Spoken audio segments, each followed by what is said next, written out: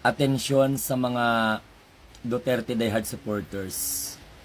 Bilang Marcos loyalist at nagmamahal at nagtitiwala sa Pangulong Bongbong Marcos, gusto ko lang pong sabihin sa inyo, hindi ninyo mapapatumba o mapapabagsak ang Pangulong Bongbong Marcos. Alam nyo kung bakit? Dahil hindi nyo ba napansin, ilang beses na kayo nag-people power.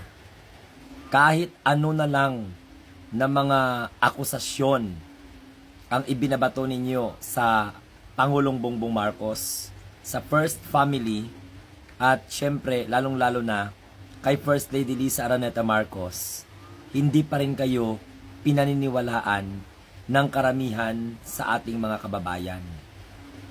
Alam nyo kung ano yung mali ninyo? Bakit hindi kayo kailanman sinusuportahan ng taong bayan? Ang plano ninyong pagpapabagsak, ang plano ninyong pagpaparesign sa Pangulo, ang plano ninyo na palitan si Pangulong Bongbong Marcos, no? At ang gusto nyong ipalit ay walang iba kundi si Sara Duterte. Failure po yun lahat. Hindi nyo ba napansin? Kahit na magkakaputol-putol pa mga litid sa mga liig ninyo, hindi kayo pinaniniwalaan ng karamihan sa ating mga kababayan. Bagkus, the more na sinisiraan nyo ang Pangulong Bongbong Marcos, the more na nasisira ang political career ni Sara Duterte. Ang taong bayan, sawa na po sa panggagago, sawa na po sa pang-uuto ng mga politiko. Kaya po, ang pangarap ng taong bayan, matapos ng Pangulong Bongbong Marcos ang kanyang termino ng matiwasay at walang gulo.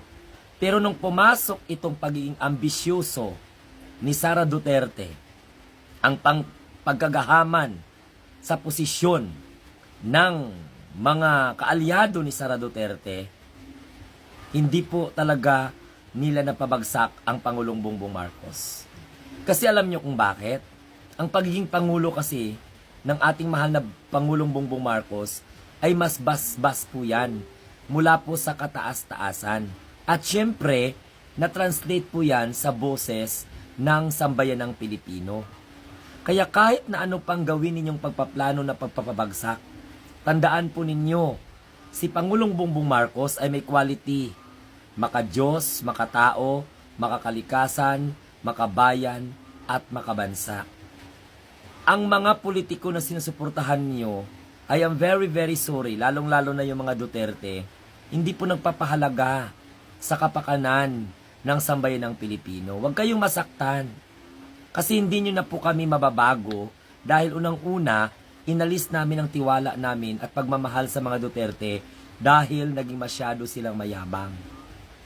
Naging masyado silang gahaman sa kapangyarihan. Walang ibang ginawa kundi ipakita na sila po ay maimpluwensya. Pero hindi po nila napapaniwala yung taong bayan hanggang sa dulo. Kasi nga, kahit kaalyado nila, nilalayasan sila. Kaya kahit ano pang gawin ninyo, mga Duterte diehard supporters, hindi ninyo mapapabagsak ang Pangulong Bongbong Marcos. Matapos ng Pangulo ang kanyang termino, at ang masaklap pa sa part ninyo, baka magiging Prime Minister pa ang Pangulong Bongbong Marcos dahil kagustuhan po yan ng karamihan. Kaya abangan ninyo ang susunod na kabanata.